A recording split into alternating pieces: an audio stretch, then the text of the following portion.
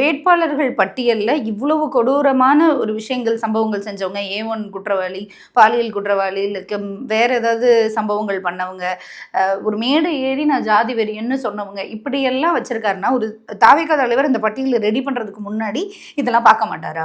John ஆரோக்கியசாமின்னு ஒருத்தர் இருக்காரு, அவர் இருப்பாரு, ஆதவர்ஜுனா இருக்காரு. இந்த பட்டியல்லாம் தயார் பண்றதுக்கு முன்னாடி இதை பார்ப்பாங்களா பார்க்க மாட்டாங்களா? அதெல்லாம் பார்க்கல. இவர் இந்த படம் அந்த ஏஆர் முருகதாஸ் படத்துல மட்டும்தான் ரொம்ப செலக்டபுளா படிச்சாலா அப்படியே பார்த்துக்கிட்டு சீன் போட்டாப்புல இந்த மாதிரி ஒரு வேட்பாளர் தான் நான் நிறுத்துவேன்றதெல்லாம் படம் தான். இந்த நிஜத்துல காசு இருக்கா வா, அவ்வளவுதான்.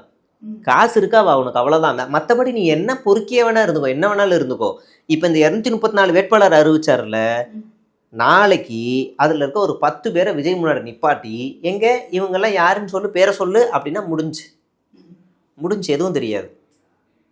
சரி, மாநில அளவில் 30 நிர்வாகி இருக்குல்ல, மாநில அளவில் இருக்க 30 நிர்வாகிகளில் இவர் யார் அவர் யாருன்னு கேட்டால் கூட தெரியாது.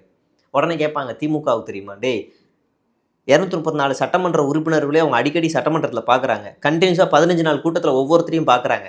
அதெல்லாம் அவங்களுக்கு தெரியும். ஒவ்வொருத்தருக்கும் ஏதோ ஒரு தொகுதியில் பிரச்சனை ஆயிடுச்சுன்னா உடனே ஃபோன் போவோம், நாங்கள் கழகத்திலேருந்து பேசுகிறோம், தலைவர் பேசணுங்கிறாரு, நாங்கள் பேசுகிறோன்னா உடனே ஏன்பா அப்படி பேசுனா என்னப்பா அப்படின்னு உடனே அங்கே ரியாக்ஷன் நடக்கும். உங்கள் கட்சியில் அப்படி நடக்குதா? உங்கள் கட்சியில் விஜய் யார்ட்டையாவது கடைசியாக பேசினார், ஏதாவது நியூஸ் வந்திருக்கா? எதுவுமே இல்லை. இவனுங்க சமூகத்துக்கான போராட்டமாக ஏதாவது நடத்தியிருக்கானுங்களா? எதுவுமே இல்லை.